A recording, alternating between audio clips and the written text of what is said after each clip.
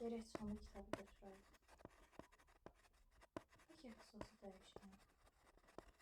Keçən həftə hansı filmə baxmışdım? Əslində neçə vaxtda harasa getmək istəyirəm.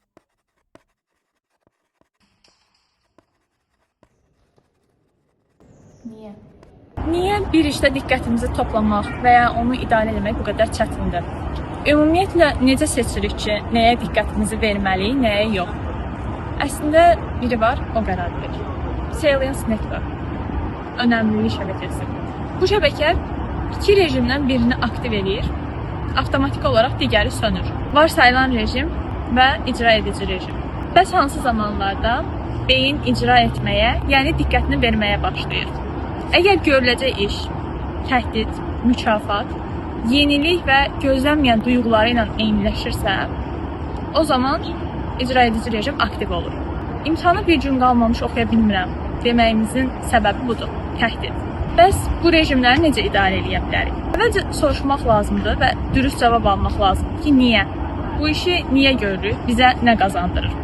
Nə qədər sevimsiz iş olsa da, ondan qazanacaqlarımızı özümüz dizayn edə bilərik. Məsələn, öyrəndiklərimizi kiməsə danışmaq, sosial mediada paylaşmaq və yaxud da gələcəkdə istifadə edə biləcəyimiz məqamları fikirləşib tapmaq. Bundan başqa həmin eyniləşməni biz özümüzlə yarada bilərik.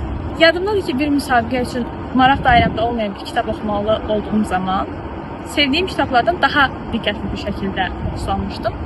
Bunun səbəbi isə bizə sonradan həmin kitabda çox xırda detallara sual veriləcək olması idi. Məsələn, obrazın bacısının yaşı kimi. Biz bundan necə istifadə edə bilərik? Yəni, kitab oxumağa başladığımız zaman fikrimizin dağılmaması üçün əvvəlcədən özümüzə hədəf qoymalı. Başqa sözlə desək, beyinə tapşırıq verməliyik. Çünki beyin tapşırıq aldığı zaman varsayılan moda asan-asan qaça bilmir. Yəni, məsələn, obrazın motivasiyasını öyrənmək, fiziki xüsusiyyətlərini öyrənmək, ya da onun ailə vəziyyəti haqqında bəzi suallara cavab tapmaq kimi.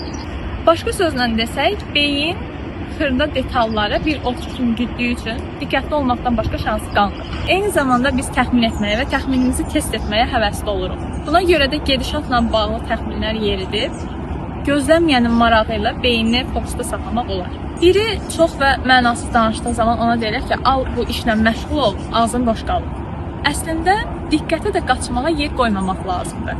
Mən bunu yeriyərkən oxuduğum materiallara daha yaxşı fokuslandığım zaman kəşf etdim. Beyin onsuz da həm büdrəmədən və yıxılmadan yeriməyə, həm də əlindəki materialı öyrənməyə diqqət verir. Diqqətlə qulaq asmalı olduğumuz bir hal varsa, o zaman əlimizin altına bir vərəqdə hansısa fiquru çəkməyə çalışır və yaxud da hansısa sözü bir neçə dəfə yazmağa çalışa bilərik. Bununla da diqqətimizi sadəcə seminarı dinləməyə və həmin fiquru çəkməyə yönəltdiyimiz üçün ona boş yer qoymamış oluruq. Bütün bunların yanında unutmamalı olduğumuz bir məqam daha var. Bir yerə diqqətini verə bilmirsənsə, bəlkə də orada olmalı deyilsən. Beyin bəzən susmur, çünki ruh razı deyil.